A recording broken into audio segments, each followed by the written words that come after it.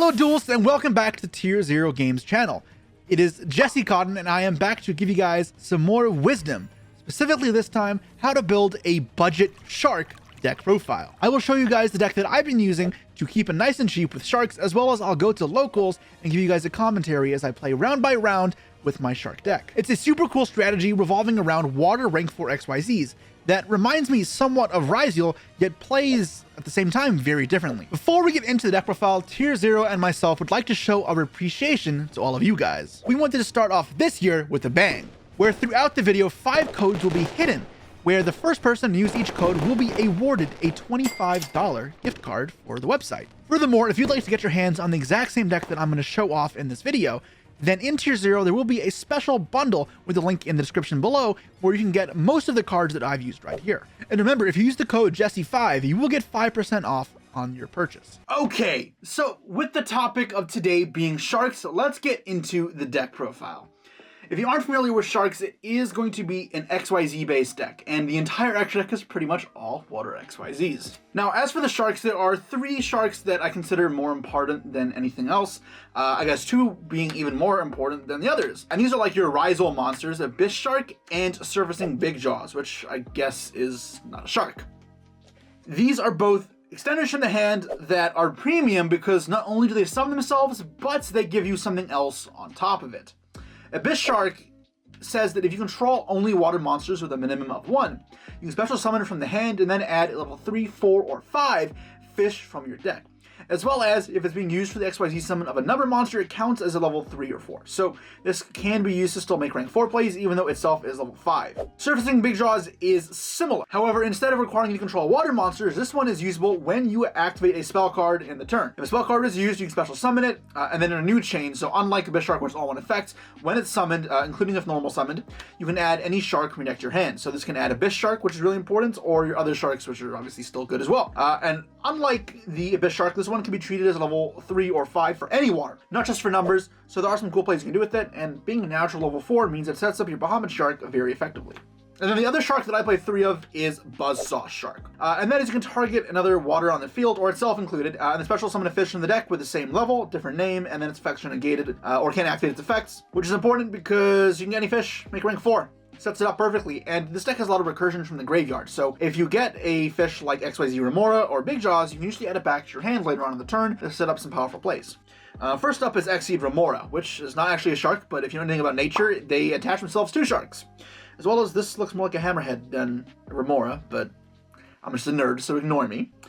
This card is really good though. So first up, note that it has Exceed in its name. That does matter for one of the cards in the extra deck, but besides that, you can attach 2 materials from XYZ you control, special summon it. And if it's summoned this way, you can then summon 2 level 4 fish from your grave. So it converts into 3 bodies, which can turn into whatever you want. Now the original purpose of this card was to summon Shark Drake, which you can actually do, and we do play, but mostly this just spams into more Dwellers, Bahamut Sharks, and the sort. Next we play Drake Shark, which is the inversion of Shark Drake. This card is bad Poplar. I swear I've summoned this card from my hand as a normal summon more than I have its effects. When it's added, it can special summon itself, but it has no search effect. It's not that crazy, otherwise it'd be broken. Other than that though, it can be used as 2 materials if the water monster, or if you're making a water with it, and it requires 3 materials. So again, specifically Shark Drake, which does come up. Also a Crystal Shark, and this one is, I think, cooler than the Drake Shark, although it's not level 4, so it is a bit worse. And that is, if it's in your hand or grave, so graveyard effects, you can target a water control, have its attack, and then this comes out.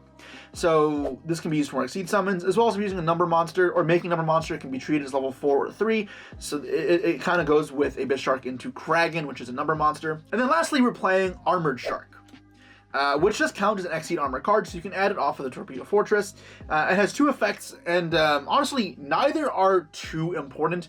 You're mostly playing it because it's a free search. It can be follow-up, and it can help you push sometimes. When it's on the field, you can send a water from your extra grave and Exceed, and then summon a monster from the grave, or fish monster from the grave, with the same level as the rank you sent. So you send to level 4, revive level 4. And I mean, that's fine follow-up, especially reviving Big Jaws, because Big Jaws can be treated as level 3 for a rank 3. And then its graveyard effect lets you just equip it to an XYZ as a quick effect, so it's going to trigger your Lancer to suck up a monster. So, I mean, in grind games, it'll be extremely useful. However, it's not integral to anything too important. Like, it's not integral to anything, but it's a good card, so we are including just one in here. Full Armored XE, if you're not familiar with by now, just Exceed with your monsters. It's searchable off our fortress while you play it, and you banish from the grave to attach and Exceed to another Exceed as an equip card, and then you give it the attack as well as it gets some destruction protection, but mostly for the Dark Knight Lancer. I'm also playing Virtue Stream. This is a card that you can debate not playing or just siding for when you go first, but I do think it is worth including. It's you Icarus attack with a fish monster by destroy one of yours and two of theirs, as well as the graveyard effect lets you target a monster your opponent controls make it water, which is helpful for Kragan. I guess not really, because Kragan makes them all water anyways, but more importantly, you can actually interrupt some decks with it, like Fiendsmith combos. You hit the moon, they can't turn into Requiem, which is actually pretty useful. But yeah, this card is searchable, otherwise you wouldn't play it. The engine is pretty small, meaning you have a lot of space for non-engine, as well as the consistency cards that'll be spell form. So we'll get to those. We are playing 3 copies of Foolish Burial of Goods, and this is a good extender as well as its utility. And if you heard me talk about Mischief of the Gnomes being a good card to send off this in the last video we've done on this channel, well, Goods kind of plays along with that. Unfortunately, I don't own a Mischief of the Gnomes, nor can I find one, otherwise I would have side decked it for this tournament. But there's another card you can send that's also good as Rizal, and I did main deck it. But the main card you're going to be sending is actually this card, Ice Barrier, which just banishes from grave to send a level 5 or higher water from deck to grave, and then adds any water from graveyard to your hand. So it's important to note that you don't have to add the card you send, nor do you have to add a monster with level 5 or higher. This is important because sometimes you can send, say, a Crystal Shark against graveyard effects and then add back something else. As well as you can send something nonsense and then chain it to like Call by the Grave on your Toad, and then put back the Toad to dodge Call by the Grave. That's something that I did in testing once. Dope play. So, this card's very good. Very good card. And drawing it obviously isn't great. However, its on-field effect, I'm not going to call it good, but it's more usable than like some nonsense. And that is, when your opponent attacks, you can negate the monster's effects and make it 0/0 permanently. And then the other card I'm sending is Blackout Laughs. So the reason I'm playing Blackout Laughs, drawing it going first is obviously fine, but going second, sending it with Goods, deals with one specific problem, and that is, remember how in the last video I addressed you wanted a way to stop Duo Drive and then a way to beat Detonator. And this lets you pair with hand traps to beat Detonator, because if you Goods for Blackout and call Detonator, then it's negated for the turn, which is exactly what I'm looking for. And moving on to now some extenders, I got 2 Ready Fusion and 1 Instant Fusion. So this engine can actually be better with other cards. You need extenders that are spells, that way your big jaws can be used very freely. But this just summons a level 4 fusion. The problem with Ready Fusion and Instant Fusion that I'm not a fan of is, in testing and even in the tournament, you'll see I draw multiples, and you can't use 2 over the course of a game like you can with some other extenders. So something that I would consider playing if you want to build this deck and spend a little more money is the Primite package, which will be good in future sets to come, as well as in the immediate future. Primite looks well positioned with Supreme Darkness. Follow my channel and TierZero to see more about that. But you can summon like 7 colored fish and just, or Great White if you want to keep in the shark theme, and you get multiple bodies, as well as you're not going to brick yourself down the line if you play multiples of these. It's not going to feel bad. And then I filled out the rest with a lot of non-engine, so, I mean, these are just considered the best hand traps, I guess, right now. I went with Droll over Ogre. I think Droll's a bit underrated right now, especially as people are playing Fiendsmith cards, and Allures, and Striker cards, and Malice. Like, Droll's good against that. And, like, even versus Rizal, if it's just a regular Rizal deck, it's not bad. It still stops Duo Drive. That's really all I wanted it to do, so yeah. I'm not playing Ogre, I'm playing that instead.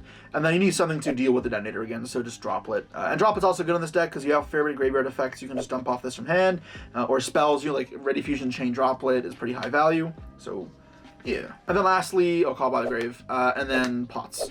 So Desires feels weird in this deck because you'll note there are a lot of 1-ofs, but you can play different game plans and different lines depending on what you banish. And even if you banish literally everything, the train of the 3-of sharks, which you should still have intact, is still high enough value to warrant playing Desires. For 1, it's a spell card to combo with Big Jaws. For 2, it's more consistency because this deck doesn't have that many starters. It is a little bit bricky, as well as +1s are just good. So I am fully set on Desires being worth it in this deck, although I know it would seem very unnatural to a lot of people. But that's also where like having the second target for Goods can help, because it doesn't make this dead if you draw off this. What's important to note as well is the deck has a way of utilizing dead spells in your hand, and you'll see that in the extra deck, but it's worth it, trust me. So this deck is 43 cards. I want to just declog some of the brickier one-ofs in the deck. I'm playing over 40, although consistency can be a little bit of an issue, so you could also argue that maybe I was too aggressive with how I built the deck. If you get this down to 40, then let me know, but I would not be cutting Desires, because that would just jeopardize consistency more, if anything. And this card is good. Okay, so move on to the extra deck. So 1 rare fish. Honestly, you could probably play 2. Like, this extra deck is not the... Like, it's a little flexible. 2 Bahamut Sharks, because you can go through 2 in some combos, or to push through fields. And you're going to summon 2 Toads off this. It's also another Bahamut Shark target, which you can summon via other methods, right? Because this can count as level 3 with Armored Shark. Laverty Dragon will get you a Virtue Stream on summon. It also can move around materials, which is important for manipulating Exceed Remora plays, or you can add back a card from the grave, so you can add back Exceed Remora. So, like, if you go Buzzsaw Shark into Remora and detach the Remora, you can add it back with this, and that's sometimes how you can lead into your pushes. Number 4, Stealth Kraken. So this is like one of the MVPs of the deck because it's a number monster, meaning you have more flexibility to summon it. And arguably, I should be playing 2, however, I felt like I could recycle it enough. And it was rare what I actually needed the second. That being said, what it does is it makes all monsters put control of water, and then during the main phase quick effects, without detaching, which is important for Remora and SP, you can destroy a water monster your opponent controls, and then deal damage equal to half to attack to your opponent. So it's removal, it's disruption, it's burn, it's fantastic. And next up is Valiant Shark Lancer, which is kind of like the second copy of Kraken, which I included because it's a little bit different in terms of flexibility, and I still felt like it's worth playing. It's just a quick effect if you control another Water Exceed to destroy another card in the field. You got Dweller, because who doesn't love Dweller? And yeah, I mean, just the certain matchups this card will be the single MVP. Fortress and Full Armor Lancer, if you aren't familiar with these cards, are like huge boons to any XYZ deck, and Rizal can't use them because they aren't rank 4. So Fortress goes on top of a rank 4 and can attach up to 2 materials to add the many number of Exceed Armor cards you connect to your hand. So this deck is going to be the Trap and the Torpedo. And then if it has no materials, you can XYZ summon with it. If not, then you have to XYZ or something else. But on this card goes on top of a rank 5 or 6. And against 300 attack each material, as well as when a card is equipped to it, it's an equip card. So that's why the equipping matters. You get to suck up a monster your opponent controls as a material, non-targeting, and that's fantastic. Also, once per turn, you can add back an Exceed card in your grave. So obviously, you can get back the this or this, but what also is an Exceed card, but not Exceed Armor, is Remora, and this works with this. So it's important to know. It's just important that when you go through this line, if you add back Remora, you want to find a way to get these into the grave still. Otherwise, you won't be able to put them in grave and then get the suck-up effect later. So when going for kill shots, doesn't matter, but when you're trying to set up follow-up, making sure this is still active is important. So either leading up to level 4s to Exceed summon on your opponent's turn with this to put it in the grave, or just discarding this with Droplet. Things you want to have to be a bit attentive of. Next up is some flex cards. I think these are like not importance, but I like them, so they are in here. And one is Shark Drake. This card, I don't even know what it does. The reason you play it is for this card. It requires 3 level 4s, or 2 if you're using Drake Shark, which is, I guess, the intended synergy because it's called Shark Drake. Vice lets you rank up on top of it by discarding a spell, and this is why having a spell might matter, as well as for one of the other cards. But this card is pretty good because it attacks twice, as well as quick effect lets you make any monster your opponent controls a 0/0 and negate its effects. And then Full Armor Utopic Ray Lancer, it lets you rank up on top of rank 4 by discarding a spell. This one's more generic, but it's also just worse. It can attack twice and negates everything in the battle phase. And then Typhon for random game states. It's not super important, but yeah. Another card to consider if you're playing Nibiru is the Lizard Haggardos, because it's the water that clears off your field, as well as it means you aren't going to lock yourself under a Piss Shark. It could very much be worth playing. I just not playing Nibiru right now, so I didn't think I'd ever need it. Although I guess when I summoned Typhon, I probably would have needed it then. So I think it actually did come up once in the tournament where if I had a Lizard, it would have been it would have won me the game. Oh well. Moving on to the extra or the side deck. Side deck's pretty simple, and it's going to depend a lot on your resources available. Obviously, if you have Dominus Impulse, it's usable in this deck in its entirety, as well as the Charmies would be great, and those can go in the main as well. But keeping a budget, we got some strong options here. So Cosmic Cyclone for backward removal. I mean, this card's just fine. This deck doesn't have that much backward removal, but it's okay. One Gozen match, I had to borrow it and give it back to somebody, so we'll make do with the proxy for now. Gozen's really good because not only do you deck all water and you can use it, but also Kraken will make all of their cards water, as well as Laverty Stream does if this gets outed. If I can find it. Water. and that locks them under Gozen if they're not playing a water deck for very obvious reasons. So, kind of unfair card. Barrier, because we're playing in a Rizal format. Crossouts, in my head, like, maybe you can play this with Barrier, but I don't know if I ever would, even though Barrier will be everywhere and Shark will lose to Barrier. But I mean, just get card playing first as well.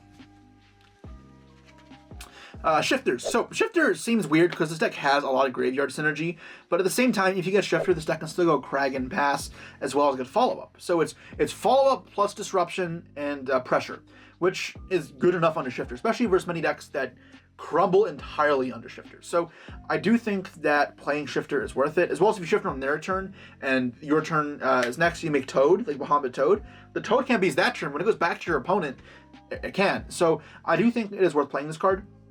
Obviously, not every matchup you wanted, and against like Malice, they'll want to Shifter you still because your positioning with Shifter is comparatively not as impressive, but it's still worth playing, I think, because this card is just nuts. And then lastly, just Lancia, because I mentioned Malice. Yep, Malice. And that's the deck. I think it is super cool. It's very flexible. There are many ways to build it, as well as it's cheap. So make sure you guys go to TierZero, check out the bundle as I talked about already. That will be in the description box below, and you can get your savings with Jesse 5. And let's get into locals. All right, so it is time for locals with Sharks. A deck that has been requested a lot to me on my own channel, so I'm super excited to have a chance to show it off. And it honestly feels like Rizal before Rizal, even though it's now very much legal in the TCG. This feels similar, where it can have a long string of consecutive level 4s that build up into XYZs. However, where Rizal can act as a lot more of a rank 4 toolbox, the water deck, the Shark deck, has access to a lot more interesting water XYZs that are more specialized. So it is not the same, even if it may start off in this similar sort of fashion with summon 4, summon level 4, summon level 4, etc. And anyways, for round 1, we are blind. I don't know what to expect. The locals I don't go to very often, so I wasn't sure exactly what I'd be up against. And we start off with a strong die roll win, and I think we're off to a fantastic start. All right, so I look at my hand, and I immediately see that I'm blessed with one of the nice 2-card combos that is Ready Fusion plus Surfacing Big Jaws. So this isn't going to be weak to any specific hand traps besides the Charmies, because even if I get stopped at an early point, I can still pivot into the Exceed Armor cards, Bahamut Toad, and I already have 2 level 4 fish here, which sometimes can be hard to access. You'll see that later on in the tournament, I do make a stupid mistake where I don't get access to it. But Big Jaws here can get a Abyss Shark, like a Rizal, search on the Rizal, and the Abyss Shark will get more cards later.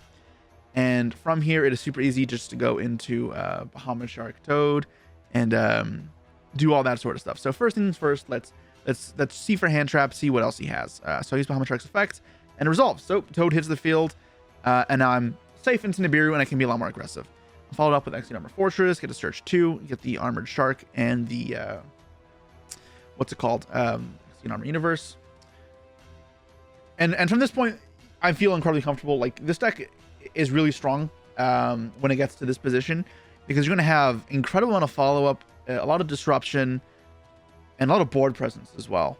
So it's really hard to kind of get around it from this point. Like, my card advantage at the end of these combos when I go unchecked will look like +6 or something. And that's with a lot of interrupts, so it's not like they're fake pluses. So from this point, I get to Abyss Shark, and I have to decide what I'm looking for. Now, to really get the most of these combos, what you're looking for is something with Exceed Remora.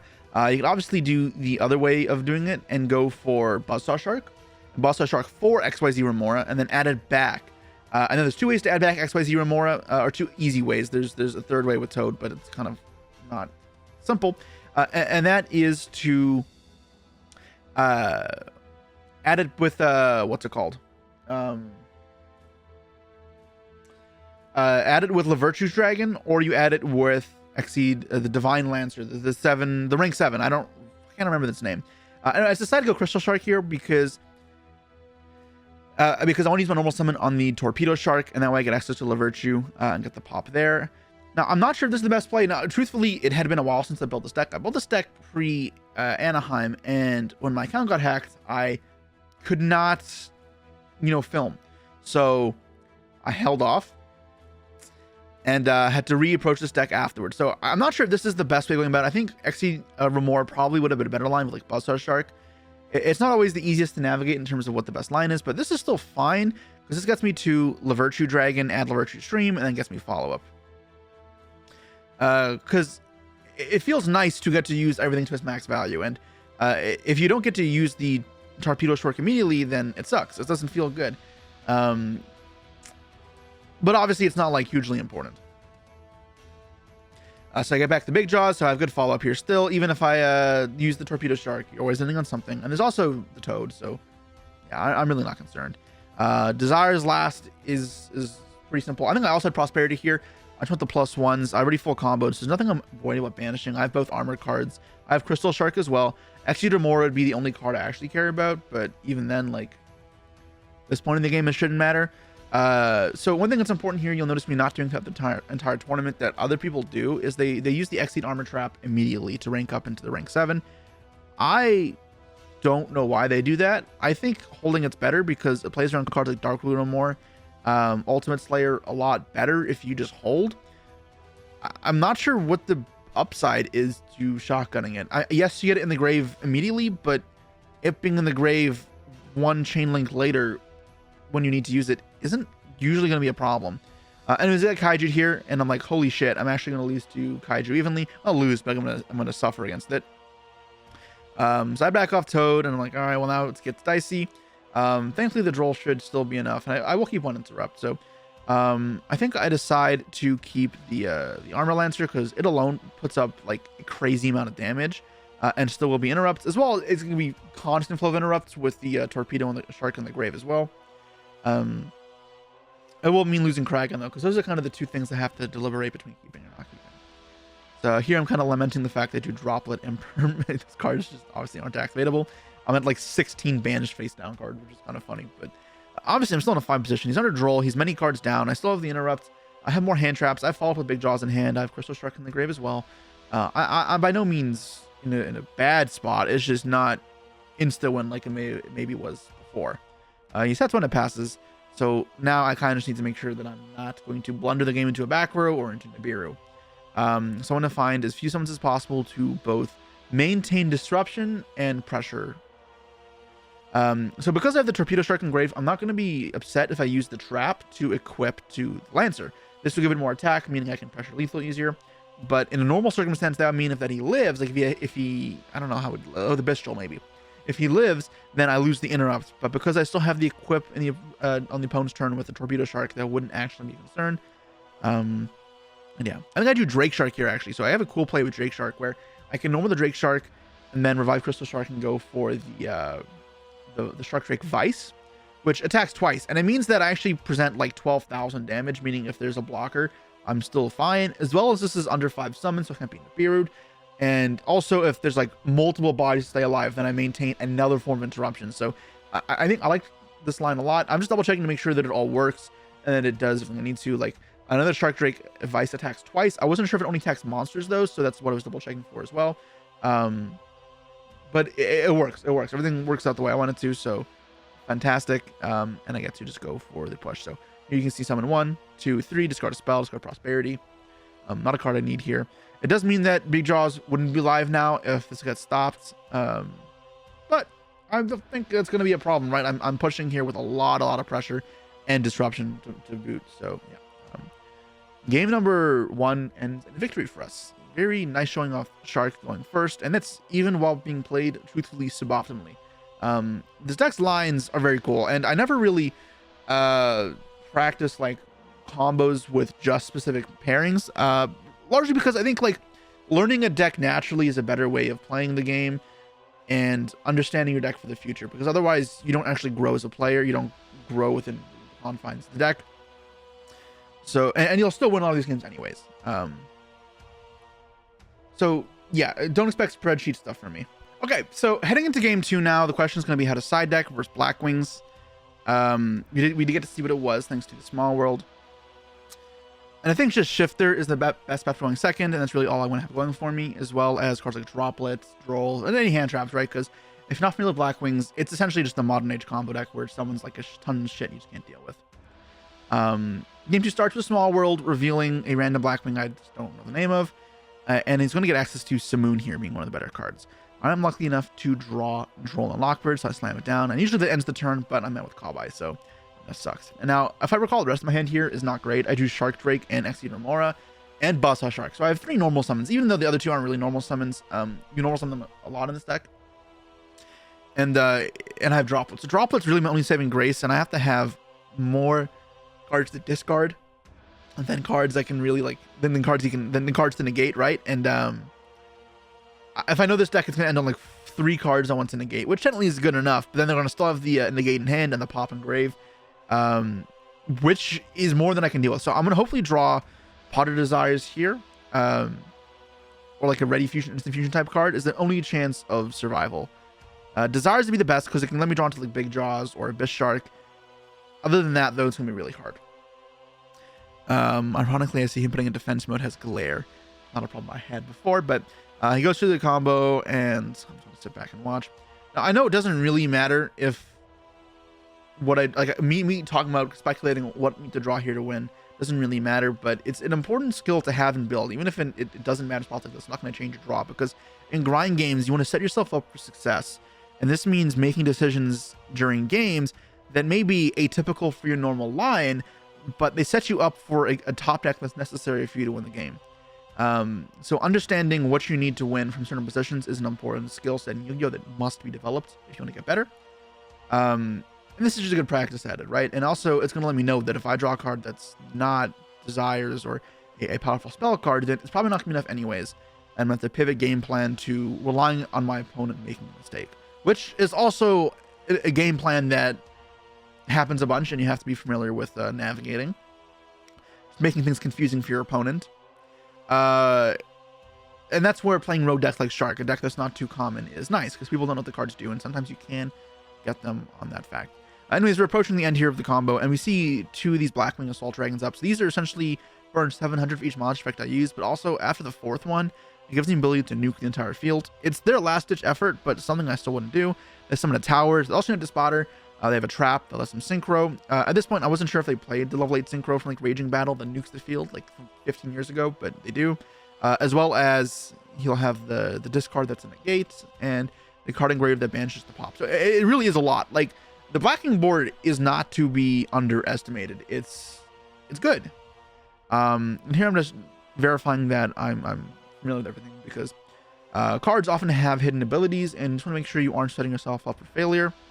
You can have a general idea what cards do to formulate a game plan. You just want to double check that there's no nuances or niches that'll come back to bite you in the ass. So I start off with Buzzsaw Shark, and I'm going to use the effect. So that way, if he doesn't negate it here with the card in hand, then I can chain Droplet to kind of block it off. So that's what I'm going for here. It's the Droplet, block things off.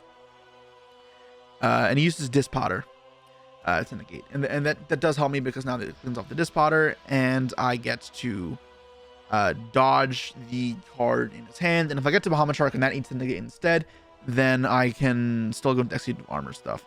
As you can see, I do a second draw for turn. It's not going to be enough.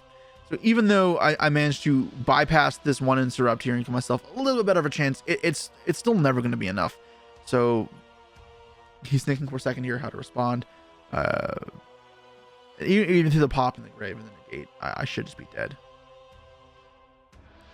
So let's go through, and I get to get from the deck anything. I think I just get a Big Jaws, because it's something I can add back with Virtue Dragon or with Toad.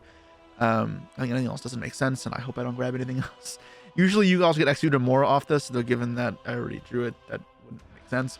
But yeah, Big Jaws here, and then he goes for the Synchro Summon. And I honestly just didn't expect people to play the level 8 Synchro, because I remember not being good back in TCG like 15 years ago. So the fact that it's actually a good card now is kind of hilarious. So I lose my field, and I have nothing, so I just lose. Yeah. So that is game number 2 versus Blackwings. You can see it is a very impressive field, and it's a bit sad when Yu-Gi-Oh is like this, I guess, because I don't know how much of an impressing match this has been so far, where player goes first and just, you know, runs away with it. But yeah, I dive into the side deck, and I'm looking for barriers as well on top of the shifter, so I have multiple just floods. Even if I shifter them and I only go for like the Kragan line, I think it's fine. Kragan plus barrier plus, or Kragan plus shifter plus follow up should be more than enough versus this deck. And yeah, I side out some of the cards that would be more dead. I still want hand traps, so I'm not like getting rid of all my non-engine. The biggest thing with this deck though is you almost never siding out engine. The only engine you ever side out is cards going second, like the Exceed Armor Trap card and the Virtue Stream. Everything else I feel like should be in my deck at all times. Okay, so getting into game number 3 and start off with Desires. And I'm hoping I get Ash here. I see a Dogwood in his hand. Oh my god. Yeah, that ends up biting me in the ass. And then I change shifters. Okay, we got a solid position. And he reads his card every second. For some reason I thought he was thinking if you could Bell Shifter, but I wasn't sure. So I draw 2 cards. And unfortunately, despite the 2 draws off Desires, I actually can't play. This is something that happens a couple times at the tournament. It's something maybe I need to reconsider when building this deck for future events. And that is, I kept drawing Abyss Shark with no waters. And being level 5 means you can't just start playing with it. So I draw multiples as well, or I draw like Abyss Shark plus Foolish Spirit of Goods, and it just wouldn't do anything, which is kind of rough. So yeah, here he gets to just push a little bit. And obviously this isn't like hugely a big deal because there's not a shifter, but it means I don't really capitalize on the tempo that I'm buying with shifter. And then it's still just a -1, right? Like it doesn't actually accomplish anything for me. Besides buying a turn, and he's not making any inefficient trades here for his resources. I'm not using barrier here. I drew barrier, by the way. I drew multiple actually, because I want him to commit to synchros and then try to go for something big, and then after he's already banished his resources, shut him off. Although here I'm pretty sure he doesn't even go for synchro. He ends up going for Dark Charmer. Yeah, he makes the dark, gets to steal the shifter, and applies a bit of damage, especially in a deck which has burn effects like Blackwing and chip damage can be helpful. Obviously, it's not the most important thing in the world, and one of the first lessons, getting better YuGiOh's at life points isn't that important. That is true, but also knowing when life points can be important is helpful. He manages barrier, and then sets and passes. So I wanted to hold the barrier for later, but oh well. So ironically, what we see there is he sets the Blackwing trap that lets him synchro summon on my turn. And I can't, and it would have been nice to have barrier for that. But I had 2 barriers, so I could have set the second barrier to do 1 on each turn. Ironically, didn't really factor that in, but also I would have just wanted to play around Lightning Storm and Duster. So I stand by my decision, but it's something that I didn't even consider when playing my turn 1. So I wanted to bring it up as something to talk about. I draw Prosperity here, and that's fantastic. Technically, there's no guarantee that I drew it for turn because I wouldn't have been able to use it last turn with Desires. And I figure, given that he searched Ash, he's going to Ash this either way. I have a call by forward, which is why I don't actually care how many I banish. But while being bricked, I just like need to play. So I go for 6, which is more aggressive. And just kind of feign that I have call by the grave, I think. Or like, it kind of foretells, not feign, but yeah. It resolves, banish 6, which sucks, and then I see Buzzsaw Shark immediately. Okay, damn, nice. But I hit Big Jaw's last card, which is better anyways, so that's nice. Special summon, and then he chains Dogwood. And this is like very tilting because there's like 9 minutes on the clock, and obviously we wasted like 3 minutes going through the turn 1 and 2 where I just didn't have a card to play, otherwise I'd be in a better position. But now the problem is if I search off this and he chains Imperm and then, or chains SP then chains Imperm, I'm in a really shit spot, and I'm down on life, and I'm going to be attacked again by SP, or maybe not SP, but there's a Blackwing, I'm just F'd. So I decide not to use the effect. I decide to just attack, clear it up, and then try win a grind game because there's no follow-up. And I have Barrier in hand, and then I still have the Abyss Shark. Or I think I have a Foolish Spirit of Goods, and what that let me do is Ice Barrier back the Big Jaws later, because Ice Barrier can have back anything from the grave. It only sends level 5 or higher. But he makes a Synchro Summon and dumps the pop. So it kind of foils my plan. It's super shitty because now I'm going to lose the battle phase, which is important, and the SP is going to remain there. So I lose that, and now I'm in a really bad position. Obviously, if I knew this would happen, I would have searched. And there's an argument made that I should have still searched, because if he went Imperm SP, it still wouldn't have been bad for me. Still, there's some counterplay, and that is to normal summon, make Typhon. He made Dark Charmer, so he made 2 monsters. And Typhon does threaten this entire field. If he doesn't draw follow-up, I can just attack the SP and then bounce the last Blackwing. The problem is, though, this will turn off Abyss Shark. Abyss Shark requires me to control all water monsters. And unfortunately, the clock was just being obstructed, so we couldn't even see how much time was left. Now, it's important to note here that because I had to summon Typhon and lost another 2,900 life points lead. So I'm essentially behind like 7,000 at this point. So I swing into that, I bounce, and now I can start actually doing stuff. Follows up with a set and then a blind allure, and doesn't whiff, unfortunately, but doesn't have much either. So he passes back, and I can finally start doing some damage. Checking my grave to see what I have. I think I draw like another Foolish Goods. I think I'd banish the Ice Barrier, actually. I remember my hand being full of awkward stuff. I may have also had crossouts in my side because I wanted to just stop hand traps. Obviously, it doesn't stop Dogwood. I don't have Dogwood in my deck. But I really am kind of struggling. I look at the life points difference and realize if I summon Exceed Remora, it puts me up in life. So I want to do that while I can. I still have the barrier from turn 1 set, so I could at least hold him off. All right, so he starts off the turn, and he finally has a way to play now, so he gets to use Simoon, banish from hand to search, activates the Black Whirlwind, and Simoon gets to trigger double search here.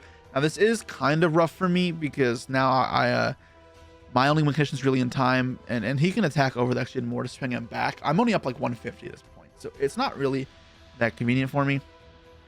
And even if I Barrier Call Synchro and hold him off this turn, I can't really capitalize on the advantage unless he kills my Typhon, because unless he kills Typhon, I still can't Abyss Shark, and I haven't drawn other starters. I haven't drawn Big Jaws. I haven't drawn Buzzsaw Shark, which obviously would have used them by now. Would have applied pressure.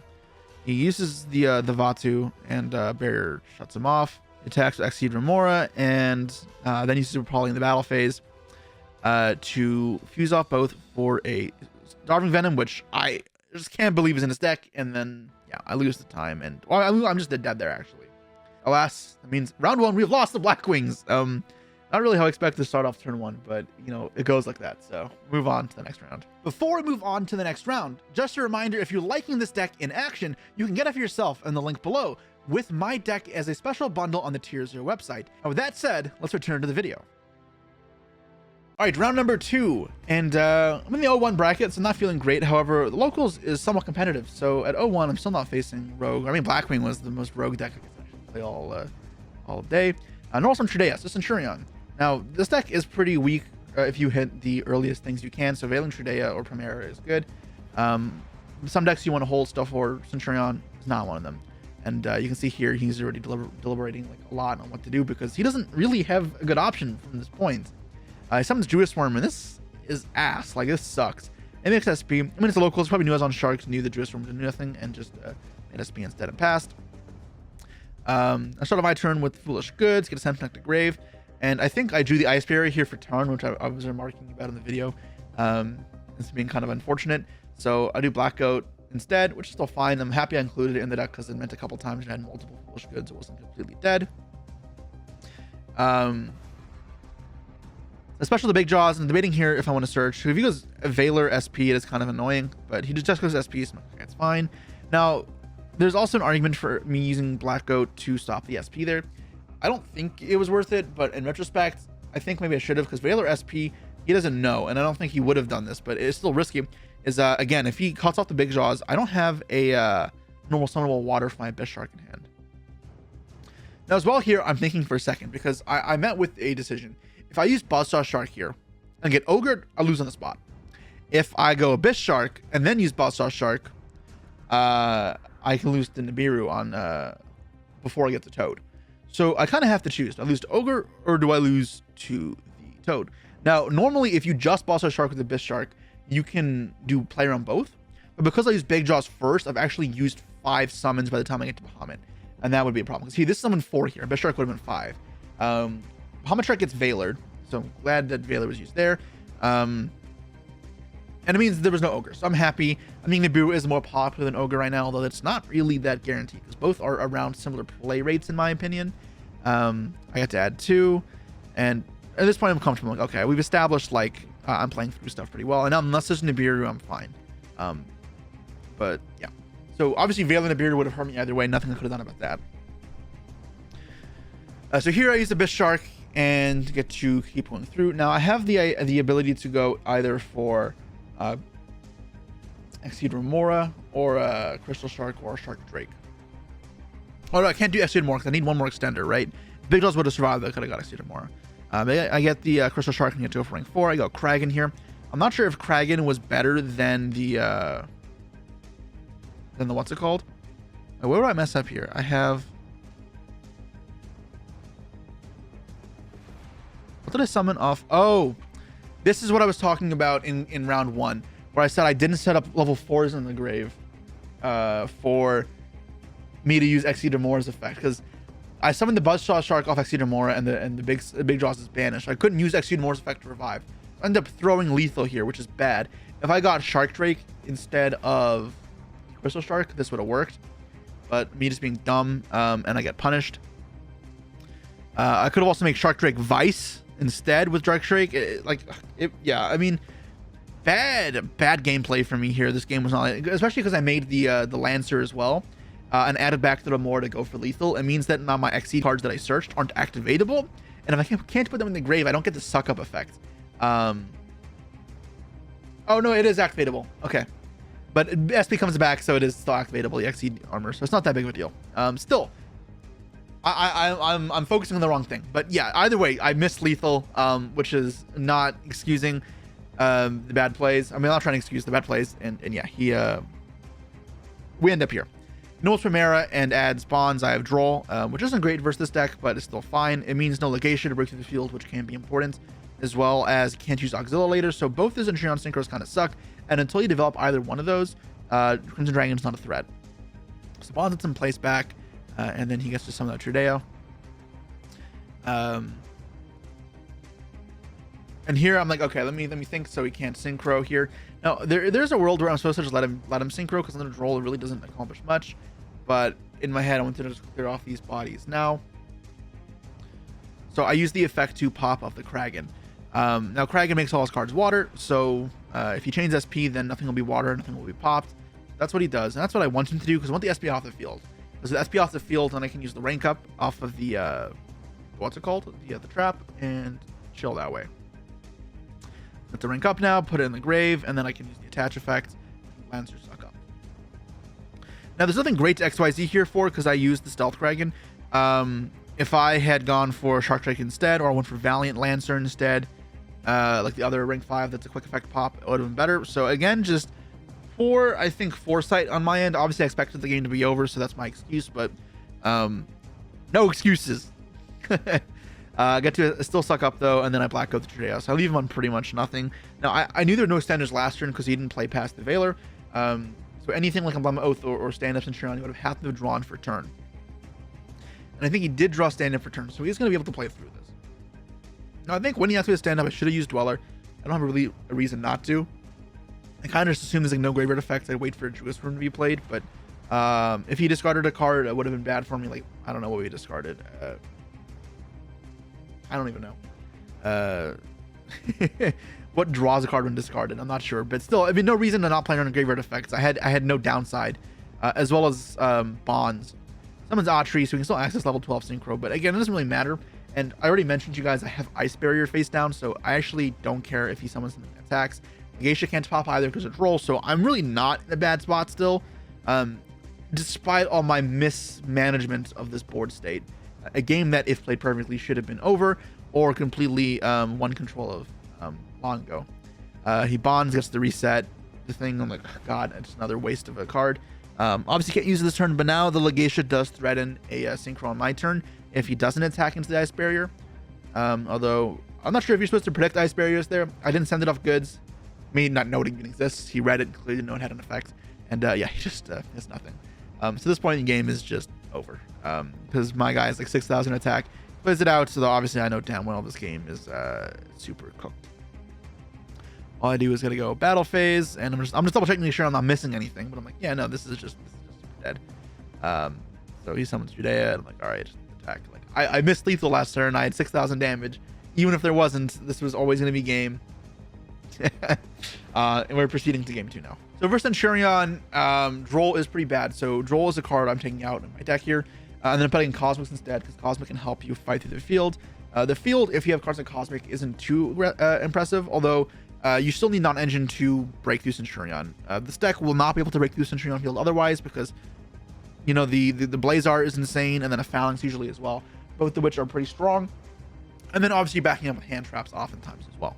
So yeah, I do not want to minimize my non-engine here. So I'm pretty sure I'm setting out like the traps, like the Exceed Armor Trap and Laverty Stream, and then throwing in just those Cosmics, keeping non-engine high. And I think I put it in crossouts as well, because if I can push through those 2 cards, then I need to hit their hand traps, because they're gonna have a large hand trap suite. And I didn't want the Drolls in my deck, and I didn't want those traps in my deck, so I put in 2 crossouts, I believe. And that's kind of the approach I went. There's also a merit for putting in Barrier, the same way YuGiOh would, just searched off crossout, but I feel like it's so wasteful. And this deck is not as good as YuGiOh. You can't really afford the brick draws as much, because you actually have bricks in this deck you don't want to see. Summons Fenrir here, which wasn't expecting, and then almost Valor, and goes into new Primera, and that's not something I really expected. It's a different take on the Centur-Ions that I wasn't expecting. It seems incredibly vulnerable to Valor and stuff, even more so than like other plays, because at least if I had Valor Primera, it was 1 card committed, where this is 2 cards committed. The Fenrir, obviously you get the Fenrir back, but like it's not a real resource, it's a dead card in hand. I drew all engine though, I'm pretty sure. So I know I do Droplet, I think. So I'm still kind of stuck. But yeah, so I have Droplet, which we'll check for the Crimson Dragon. But this Enfield is going to be really good on him. He should have a lot. I think he does make a mistake here. I think there should have been a line where he ends on IP into SP with the Trapping Grave. That would have been really strong. Because he has a shit ton of bodies here. I know that this Primera will lock him out of summoning Centur-Ion cards. But he still has 2 Gargoyle summons effectively that never really get used. Or he gets 1 Gargoyle summon here, as well as he has the effect of the Trap to Revive. So he has 2 more summons that don't get utilized. I feel like this could have been a Legacia, and then summon Gargoyle, make IP type thing. And then you use Phalanx to revive, and then you still put 2 in the spell trap cards down in the end phase. And then he would have had even more disruption than what he had. Now with the drop of the IP wouldn't actually made a difference. Or I mean, it could have, because if he layers around us, use IP first before bringing up the spell trap cards, and he would have layered around it. Still though, this is like fine. And he just sets and passes a lot more than I can keep up with. Okay, so we start off with full Spirit of Goods, and I think ironically here, I wanted to send Black Go Laughs because it can turn off Quasar, and I drew it for turn. Which is like really funny because it mirrors me drawing goods plus Ice Barrier game 1. But thankfully, because the Droplet actually is not a bad draw, it's something I can still stagger apart that he wouldn't expect. Start with my power spells here, and then it's time to get rolling with the engine. I think I went to the draws first to try and draw into Cosmics. That way I could Cosmic the back row. I'm expecting a Phalanx there. I'd have the Droplet for the Synchros, and because there's no IP, the Cosmic plus Droplet would be like game ending. Pretty sure I did not draw the Cosmic, however. So if that is the Phalanx, it will be annoying. And navigating around Phalanx is kind of hard, because if we hold Phalanx for the Bahamut Shark, it's really bad value on my end. It's not like a Rizal Detonator, which is a broken card and just change the pop a card at least. It's just nothing. It uses the effect to bring out to here, which is nice because it means I can drop it immediately, and just forces his hand, which is something you generally want to do. So he's going to Synchro here, and I'm debating here if I want to Droplet and then Black Goat. Like, nah. I don't care about the search of the Primera. I don't think that's ever going to make a difference. I'd rather hold the Black Goat Laughs for something else coming down the line later. And then I can Droplet the Crimson Dragon. But he doesn't make Crimson Dragon. He actually makes Legacia, which I guess I maybe could have interpreted as he has Nibiru in hand, and he wants to have follow-up. But the same logic, Crimson Dragon with banishing Quasar or Blazar to the end phase is really good with Nibiru. Obviously, shuffling his hand there, we saw Nibiru earlier on in his last turn. I didn't know that yet. I didn't make the read yet either. Not that I think I could have done anything about it, but yeah. So I negate that, and I start to press forward. I can go Abyss Shark, and then search Buzzsaw Shark. Oh, and I think one thing to be careful of is the graveyard effects. So obviously there is Primera in the grave, which can revive if one of his cards leaves the field, as well as there's this Centur-Ion Trap in the Grave Phalanx. So I think I wanted to get Dweller at some point here as well, because Dweller would also stop Druis from preventing lethal shots, as well as in the follow-up, it would still be fine. I just want to force all his resources out so I can break through it. Yeah, there's not a good way of going into Bahamut Shark early here. As you can see, I do Drake Shark again. I draw that card a lot. And yeah, otherwise I could have added it, specialed it, and made Bahamut Toad before committing a normal summon. So here I get 4 bodies up. And I think here I'm trying to navigate in towards a Dweller line. Then I can add back Remora, kind of go for a giant field. That's the concept I'm going for. So I think I take a bit to deliberate because it is awkward. Ideally I kill here, because if I don't kill, there is still follow-up in his end with both the Trap and Grave and the mini cards in hand and the Search. So I go Bahamut Shark first, and I go detach the Remora, and I get met with Valor. Okay, so now I go into the Exceed Armor, and I'm going to build up cards. Maybe I kept in the Exceed Armor cards. In my head, I'd sided them out. I did versus Blackwings for sure. I'm not sure if I sided them on this matchup. This matchup can be slower and grindier, so I may have kept them in. And it's something I wasn't sure about. I may have kept in one of them. Because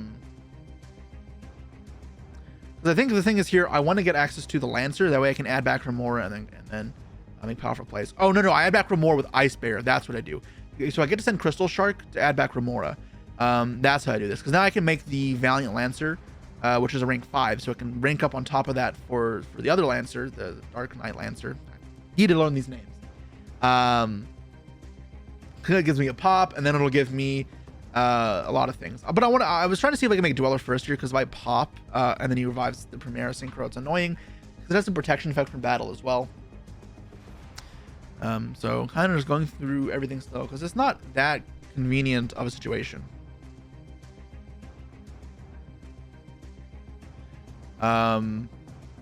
First things first, I use Ready Fusion. I think the goal here for me is to go into Dweller, because as I said, I wanted to have that, and then I can use the Abyss Shark to or the Crystal Shark and Grave to keep going past it. I use Dweller, so it turns off all the graveyard effects, and now I can go into Armored Fortress. So I do this because I can detach both materials for the Remora, and yeah, that's pretty good. But I get a Beard here, and I'm like, yeah. So my hand is like Exceed Remora here and the Crystal Shark and Grave. So I have 2 extenders that I can't activate from this position. So I actually just lose. Perhaps the Ready Fusion Dweller line wasn't necessary. But yeah, anyways, I have a Giant Nibiru here. So if this connects ever, I win the game immediately. It's just not easy to do that. So I think I had an Imperm here. I drew off Desires. I just sets and pass. So I have Imperm plus Black Goat. I have to hope this is enough to stay alive. End phase Bonds, which is actually kind of annoying because it gives him follow up. Something that maybe I can Black Goat like a Legacia, or 2 Legatias were gone. Probably no Legatias left. Yeah, no, Black Goat Legacia because he revives it. That's why he's going to revive Legacia. I chain Black Goat, keeps it alive, and then I hold the Imperm for Crimson Dragon. And I have to hope that by some miracle is enough to keep me alive, and then I get to use the Nibiru token to win. Because he summoned Legacia in attack mode as well, which means if he keeps it in attack mode, or he doesn't link it away, then I actually threaten lethal. Summons out his cards, and I mean, like, this should still be a lost game, like, for sure. Make Crimson Dragon is the effect, and I have to kind of just fail this, I think. I think I let it go through. Why do I do that?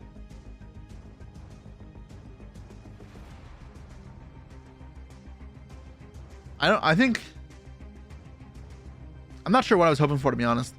I probably should have Imperm that. Although it doesn't matter either way. He goes, get Lebellion for Druid Worm, and I know it's immediately over, so I just can see. But yeah, Imperm. No, the reason why I do it is because Imperming the Crimson Dragon doesn't matter. If he summons the Blazar and he has no extenders, so if I Imperm that there and he has extenders, I lose. If he summons Blazar, if I Imperm the Crimson Dragon and he passes back, then he goes Blazar on my turn, and Blazar negates attacks. So I need to him to make Blazar, pass there thinking he can just stabilize in a grind game, and then I Imperm the Blazar to force it out, and then I attack with the Nibiru free game. Because I think that's my win condition. Obviously, if he has further extenders, I lose. So yeah, that was my rationale, which I think is correct. Okay, so game number 3. Start off with Ready Fusion, Big Jaws combo, which is awesome. Gets now with a Fulos, which sucks, but Cowboy stops it. And now I'll get to proceed as usual, which is nice. I get to go into the Bahamut line once more, and this is something we were familiar with already. Well, I believe I do go about this in a different way than I did in the last game. I think I'd use the Exeter more stuff here.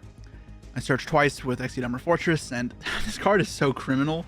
Like, I know the card quality isn't great off what it searches, but it feels just unfair. I don't know. It's Search 2 is good, and like the cards it searches, while not being fantastic, they're not bad either. In fact, like the Effect Monster or Armored Shark is not bad.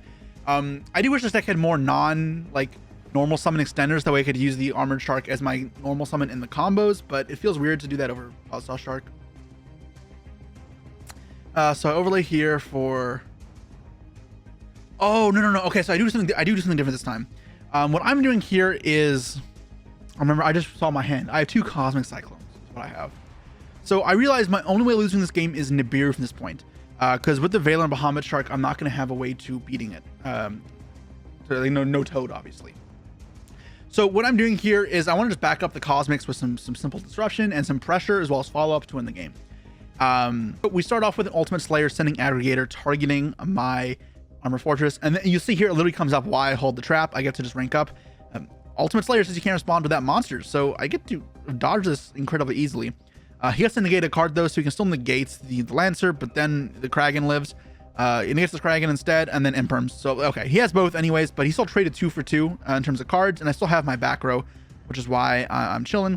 Emblema Oath is directly weak to Cosmic, so I'm obviously very happy with that. And at this point, he also double hand trapped me, so he's down to 2 cards. And after this Emblema gets stopped, then he's gonna have 1 card left into a Cosmic plus my Armored Shark follow-up, and he's just to deal with my field, as well as the Trap and Grave still gives me protection from card effects and destruction by equipping. So he would have needed a brilliant last card to save him there. So now he passes back, and my biggest thing to do is how to kill effectively, efficiently, and not play into Nibiru again, because Nibiru is still going to be the biggest problem. But obviously with the Trap and Grave, it shouldn't be a risk. Then I get to just attach, make sure this resolves, and then go battle phase, and this should be enough to kill him. And then obviously if he has something to stop himself from dying, then I just go make Virtue and put in Grave. Yeah, you drew Nibiru for 6th, so that doesn't sound like an impressive thing to do, is to play around Nibiru on the kill swing, but yeah. Anyways, we're on in round 3, and we're 1-1, so the 0-1 start's not going to punish us too bad. Before continuing on with the tournament, just a reminder that there are 5 special codes hidden throughout the video as our appreciation for all you guys. We've already seen 3 of these so far, so if you haven't got them, be quick. But there are still 2 left in the latter end of this video, so keep your eyes peeled. And with that said, let's get back to the tournament. Round 3, we start off with a bit of banter, and he tells me he's playing a different casual deck with a unique engine, and I wasn't sure what to expect from that, but then he makes me go first, and I'm like, damn, is he just playing a 10-pie like goblin deck or something? Anyways, I look at my hand and I see I have no engine cards, and I set to impasse, which is an unfortunate reality of any deck that plays a large number of non-engine. Is it can happen. I obviously am not thrilled with it, but yeah. He activates the Awakening of Vados though, and I'm like, oh, Ashen, that's super cool. I wasn't expecting that. And I Ash the Awakening because that card is one of the better cards of the deck. But then he goes like activate the Ashen Field spell Obsidian and goes summon X. I'm like, oh crap, it's Rizal. And Rizal in these game states where I'm not applying pressure is brutal. Like I will struggle from these positions. Makes Detonator, gets to attach because I drolled him. And yeah, but like I can answer this. I'm pretty sure I have Droplet face down, but like I still need to draw engine. That's into the same column, and I draw. I'm like, okay, what do I do? He has no intrinsic like engine left, so I draw and brick again. So I have to just pass back. I'm not necessarily dead because I don't know that he has more Rizal engine, but when he draws and summons the Ice Rizal, I know that I am just dead. And the cool thing with the Obsidian here is if I chain anything to try and deal with this, and he chains the Detonator to blow up his Obsidian and play with Ashen cards. He gets into the Priestess, searches again, makes more rank 4s, and you can see how the line kind of ends with my defeat. So I just I'm like, yeah, let's wrap this up. We can go to the next one. So I still choose to go first, and hopefully I don't brick again. I Desires, walk, I Desires, and it goes through.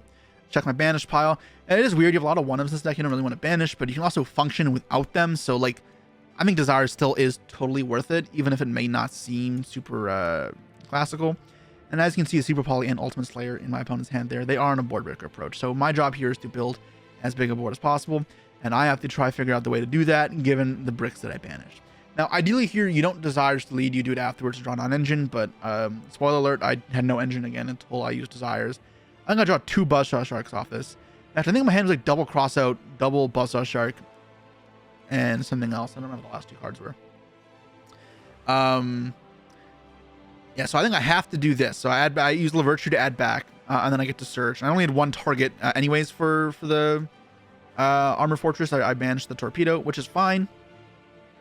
Because this still lets me play quite a lot. And this is a very awkward line, but it works. So, sure, we chill. Then I get to Abyss Shark, and search here. And I think I still had XYZ Remora. So I got to XYZ Remora. And now with this, what I can do is I can make the Kraken and then detach the materials for the Kraken to revive 2 and then go into Bahamut Shark. So I still gonna end on Toad here, but I also gonna end on the Kraken. I'm gonna end on the Virtue Stream, which is important if you're dealing with breakers, because if I get like Ultimate Slayers, probably Dark Lunamort, those will still, you know, persist to revive 2. And you know, one of these bodies will float and do nothing. So yeah, I'm just gonna overlay. And I'm thinking here, because I can overlay and throw away the Remora and then add it back with a Lancer if I put Lancer on immediately, but then I have to exceed something else with the trap.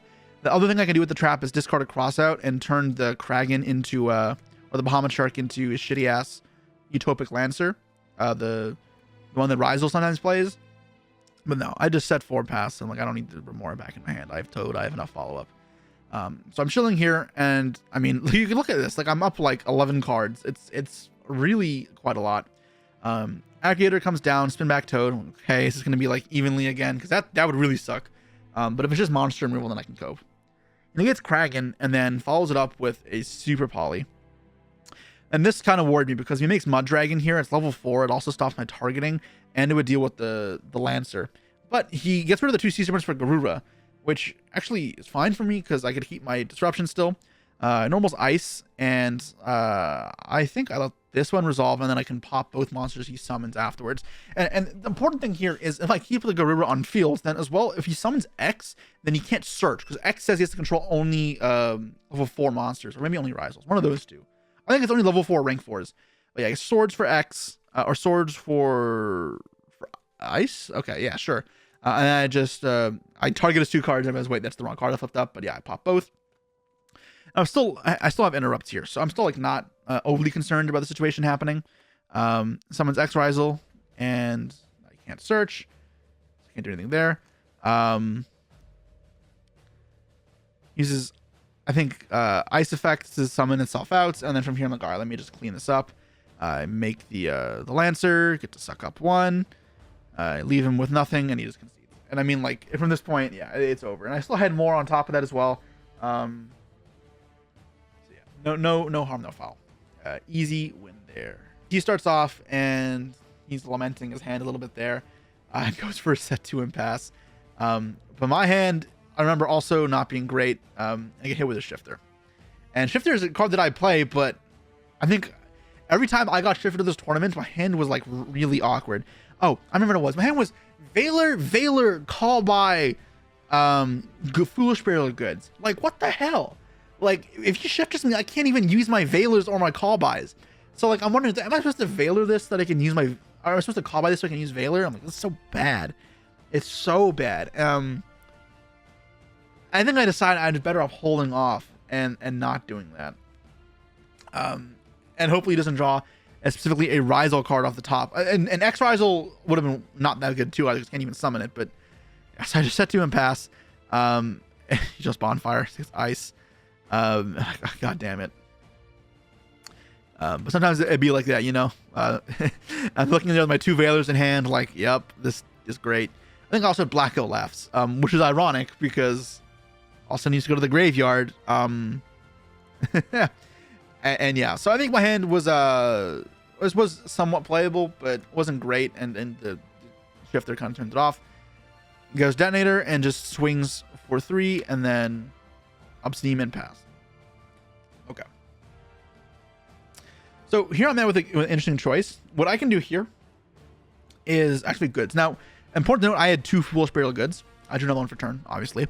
I used the one face down, not just because I wanted to detonator. I don't want to detonator pop a free card, because I wanted to pop the other one. If you remember, it was a Black Olafs. I didn't use it because I didn't want I didn't want to call detonator and then it make DuoDrive and it'd be just as bad. I want him to pop with the detonator, my face down card, thinking he gets free value, and walk straight into a Black Olafs. So I use goods and he doesn't respond. It's like, damn. Maybe he'll respond to the ice barrier. So I use ice barrier's effect next to get access to a shark, and then he chains to pop. I'm like, yes. Get the shark back. And I still have Call by in hand as well. So now I feel pretty good. I can deal with the last card in his hand. I can deal with the detonator. Now, the important thing with the detonator here is it doesn't negate its effect. It just can't activate. So its protection effect still works, which is specifically a problem because 3K Indestructible is not the easiest to deal with, especially playing through back row. If there were no back row there, yeah, easy. But yeah. Start off with the big jaws. I got the Bishark as well. So I am big chillin', as we like to say. No one likes to say just because I'm dumb. But yeah, so I get a free search here. I think it's just Boss Shark because it represents most threats by itself. I already have the Abyss Shark as well. And I think I ironically get punished pretty bad here by something I wasn't expecting. So I use the Abyss Shark here. In my head, I thought, okay, Super Poly might be here still. He may wait for Super Poly to try hit my actual XYZs. So either I go Bahamut Toad to kind of like play around it, even though it's not great. Or what can I do with just one monster to threaten him out? I'm like, okay, well, I have a second goods in my hand.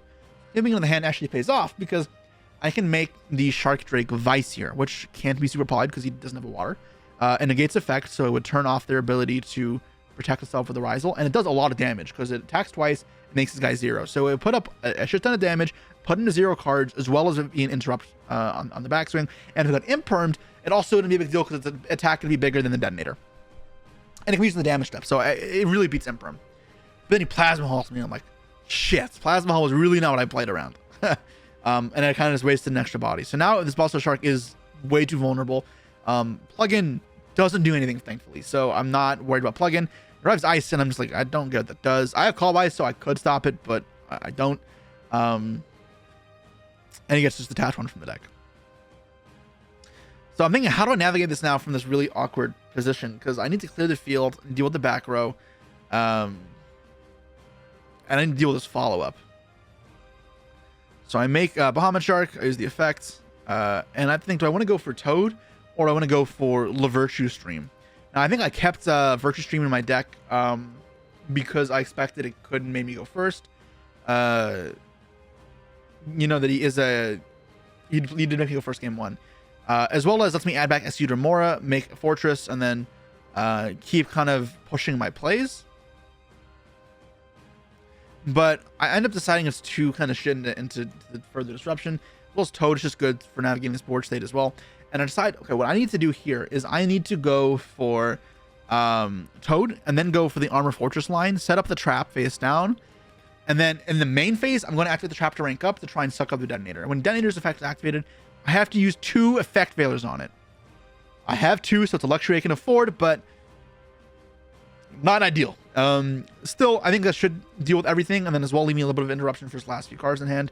And that's really all I can ask for, so we make do with that. And then from here, I'm debating making the Dark Lancers ahead of time. I think I make the Dark Lancer here now. Just that way I can... I don't know, so here I'm deliberating if I want to make Dark Lancer now or if I want to do it on the opponent's turn, because the problem is I can't swing over his Pyro card. And that's a problem because if he draws Obsidian, then it's a free pop, another disruption, as well as it's just bigger than my card. So he can go Battle Face and Force Toad, all kind of an issue. And yeah, activates Rise Across. I'm like, wait, that's also kind of annoying because that negates.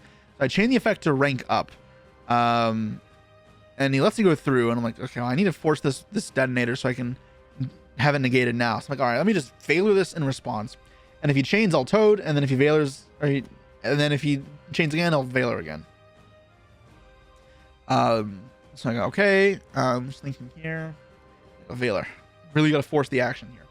He chains the pop, and I'm like, oh, I'll just chain the Toad then. That's easy. And then he chains his own effect to pop his own card because the Pyro, his own Ashen monster. I'm like, oh. I'm fine with that. So I'll let that go through.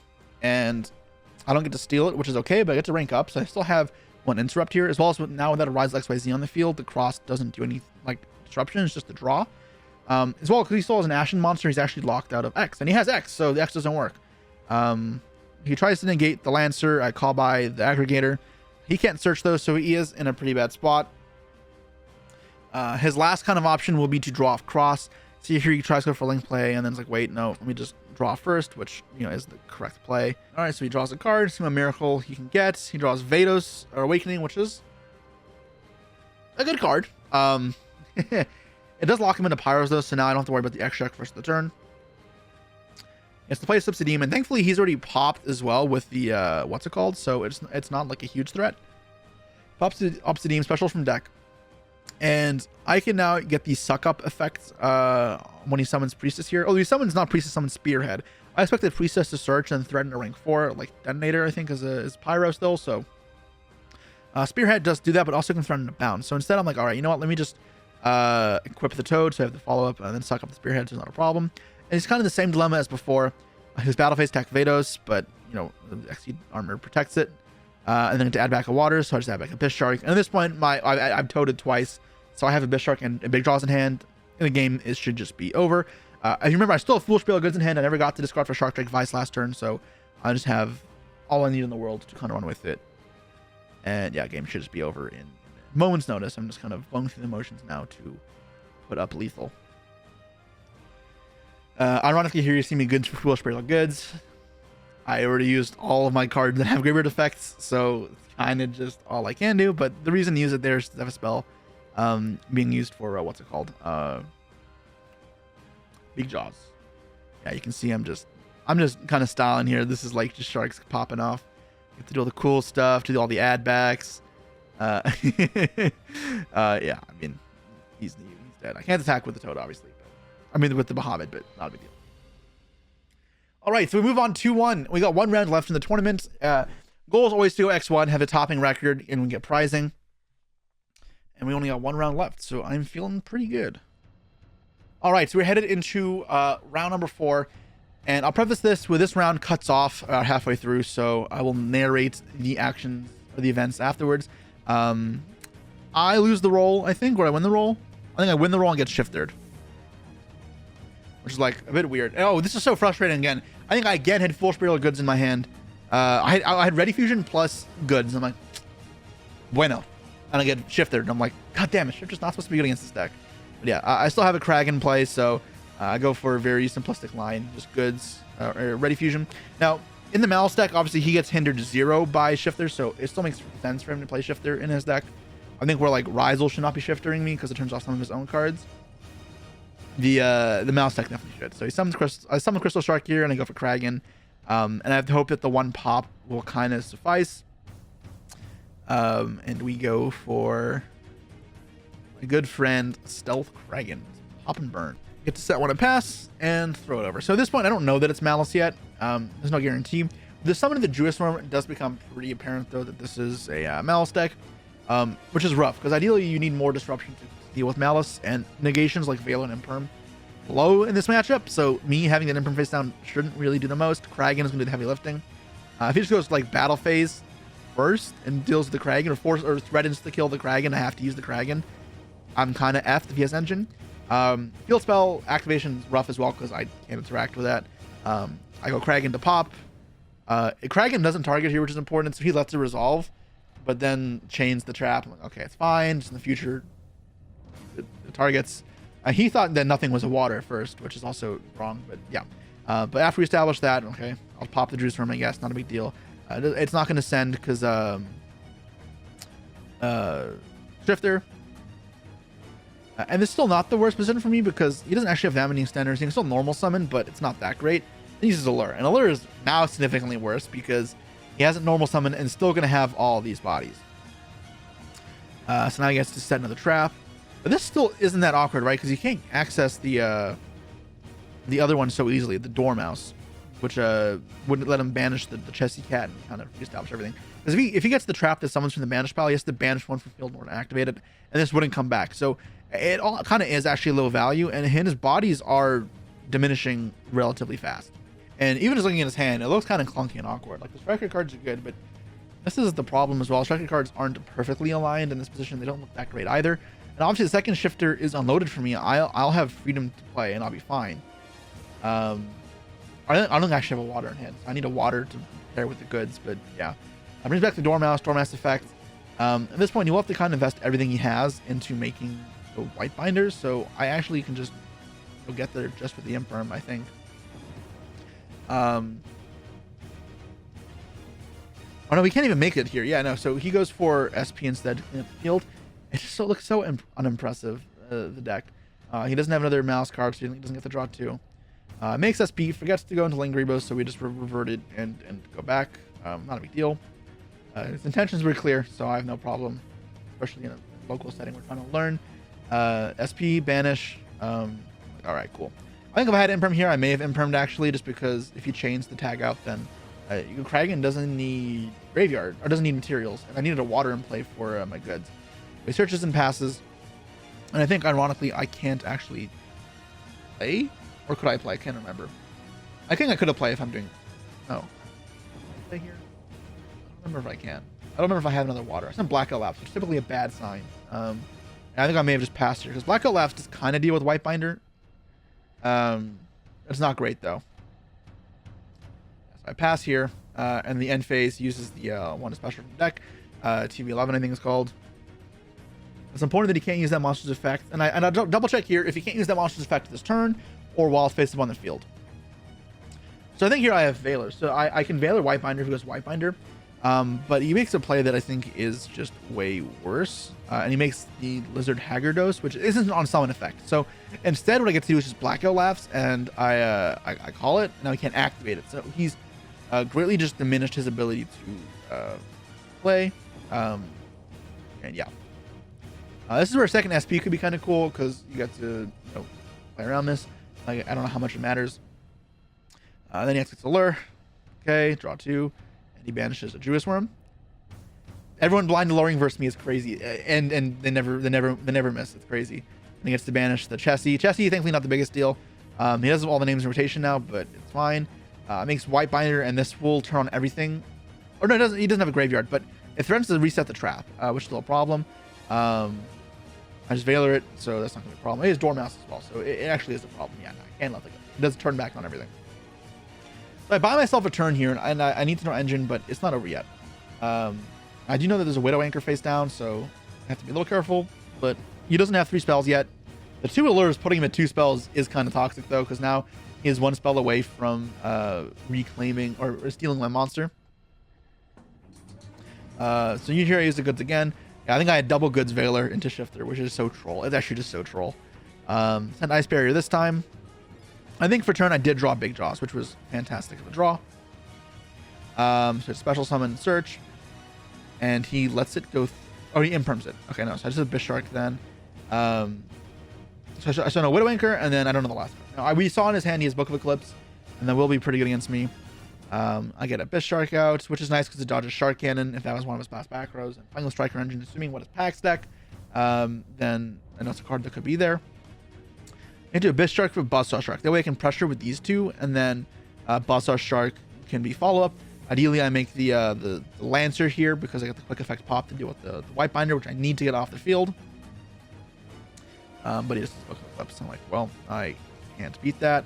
So sets. So some of the Buzzsaw Shark, I already know where this goes and steals. I'm trying to remember what my last face down was that I couldn't use. Because it has to just be a completely dead card, otherwise that would have been fine. Look at the 2 draws of Eclipse here, and if I draw Veiler, I'm honestly fine, but it has to be Veiler. Otherwise, the White Binder will just screw me. Uses the White Binder effect, and I'm just double checking to make sure he can set from the grave. He can. And that will mean my death is imminent. Activates Engage, now with 3 spells in the grave. This isn't actually the biggest deal. Like, I get a draw, I get a free body, but it's the White Binder resolving that's the biggest problem. Yeah, I have a draw, so whatever. But from this point, I'm dead. He doesn't get the draw off the White Binder here, which is, I don't know if I'd even call it nice. It's like, yay, he doesn't kill me even harder, but no, I'm dead. This point, it no longer becomes salvageable. Then he gets to banish from the graveyard again. He gets to rip apart his own cards. And he's gonna have 3 banished Malice Traps as well. So now all his guys are gonna gain attack with the field spell. This game is over. And now obviously there's a lethal line this turn with Access Code Talker as well. It doesn't even need to be convoluted, but even if the game went to a grind, I'm sure that I was cooked. So yeah. Presses forward, goes for red Cryptors. I actually don't know which one's which. I always confuse the red ones. Red Ransom and Hard's Cryptor. The one that banishes. So he banishes one, then he goes for Access Code, banish the Lizard and the Cryptor, pop the last 2, Cryptor comes back, and then it's sweet, dead. Oh, he banishes the back row, which, oh, it was instant fusion, right. That's something that's awkward for me, is in testing as well, ready fusion plus instant fusion can be kind of shitty draw multiple together, and that's why I don't max them out. I really kind of want to mess around with the Primite package. This is trying to be a budget deck, which is why there's no Primites in here, but those cards I think would be better for the longevity of the deck. Okay, so heading into game number 2 of the final round, and I think I start off with a really strong hand. I think I have Ready Fusion plus Droll and Lockbird, and no, it was Buzzsaw Shark plus Abyss Shark is what I have, and no fusion spell, and I had Droll. I lead Abyss Shark here for the same reasons before. So with the Buzzsaw Shark, I grab XYZ Remora. The Abyss Shark grabs the Crystal Shark, and I get to go Bahamut Toad. From there, we get to go with the Bahamut into Exceed Armor Fortress and grab both of our Exceed Armor cards. Then I get to summon out the Crystal Shark and go for a Kragan. Opponent's turn starts off with Engage for a Widow Anchor and is met with the Droll and Lockbird. They try Anchor, I steal with Toad, and they summon a Jessie Cat, which does nothing, especially on a Droll. And they just concede, realizing they just have no way to play, especially through Droll. Pressing forward onto game number 3, and very unfortunate from our opponents here. They revealed after the match they don't play Shark Cannon in their deck. Ironically, no Sharks versus Shark deck. And they drew all 3 versions of the Striker spells. They drew Hornet Drone, Engage, and Anchors. They kind of bricked with no Malice cards. So I get hit with a Shifter, and they set and pass. And my hand was 3 Foolish Burial Goods and Abyss Shark. And I'm thinking, what the hell, man? Like, this is nonsense. There's so many times in testing so far have I drawn hands like this where they just can't play for these random ass reasons. I draw a Ready Fusion for turn. I summon the Ready Fusion. Don't get Eclipsed there. I summon Abyss Shark, and I want to make Kragan as soon as possible. That way, if I get Eclipsed, which I know is in his deck, then I'm safe. So I make the Kragan. It walks. Then I normal the Buzzsaw Shark I search. I go Big Jaws, get Buzzsaw Shark, then Buzzsaw Shark, pressure from deck. Go Bahamut Toad. Because the Shifter will be turned off on when it returns back to his turn. Apply a bit of pressure, and he bricked. Like, I think he clearly can't do that much. And from there, it's just over. He has nothing. So all right, so that was the deck profile with the budget Sharks, as well as the complete tournament experience. It ended up pretty well, and I'm happy with how the deck performed. Let me know what you guys think, as well as my suggestions for how to improve it with the Primite cards, as well as some of the good staples. And also, if you've forgotten for some reason, if you want the cards for yourself, you can check out TierZero Games and get the bundle where you'll get most of my deck, or you can look through the website and get cards individually. And if you use the code Jesse5, you will get 5% off. And if you want more savings, we also had those 5 codes littered throughout the video. So make sure you go grab them, because there'll be some nice money saved. And with that said, I'll see you guys all next time. Peace.